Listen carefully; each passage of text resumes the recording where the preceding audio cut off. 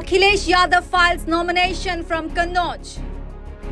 BJP doing negative politics, says SP Chief Akhilesh Yadav. SP flips their candidates like deck of cards, says BJP.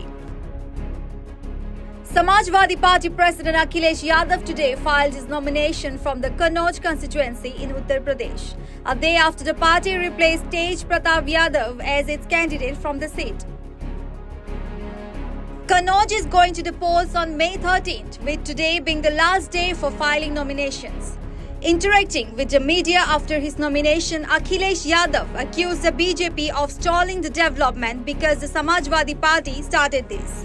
और जो विकास रुक गया है, जो विकास थम गया है, जिस विकास को जानबूझ करके बीजेपी के लोगों ने इसलिए रोका क्योंकि समाजवादियों ने वो काम शुरू किए थे।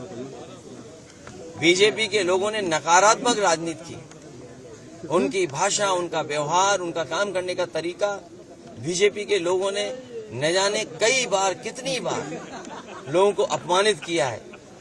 यहाँ की जनता एक बार फिर प्यार, मोहब्बत, मिलीजुली संस्कृति, आपस में भाईचारा, उसका दौर शुरू करेगा। कन्नौज की जनता के लिए क्या संदेश रहेगा?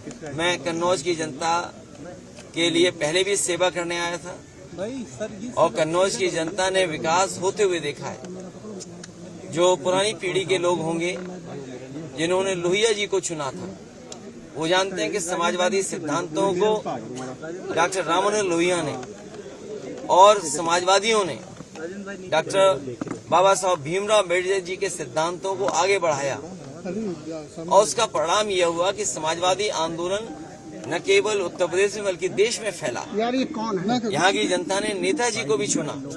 Akhilesh's nephew Tej Pratap was declared a party's candidate from Kannauj on Monday, and the flip-flop came 2 days later.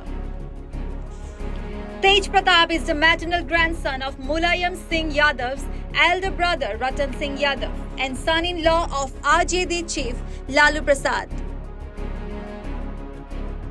He was the SP MP from Mainpuri during 2014 to 2019. Notably, the SP has won from Kannauj 6 times since 1999 until the BJP wrested it in 2019. The constituency was considered a bastion of the SP.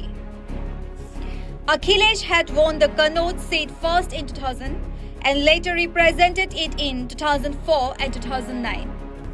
Earlier today, Shivpal Singh Yadav exuded confidence in Akhilesh's victory from the Kannauj seat.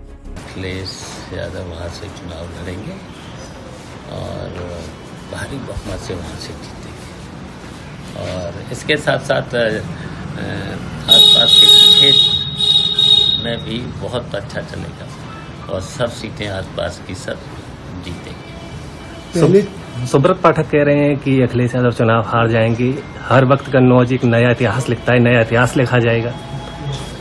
तो देखिए, अखिलेश यादव वहाँ से कई बार जीत चुके हैं, simple भी कई बार जीत चुकी है और फिर अखिलेश यादव जीतेंगे।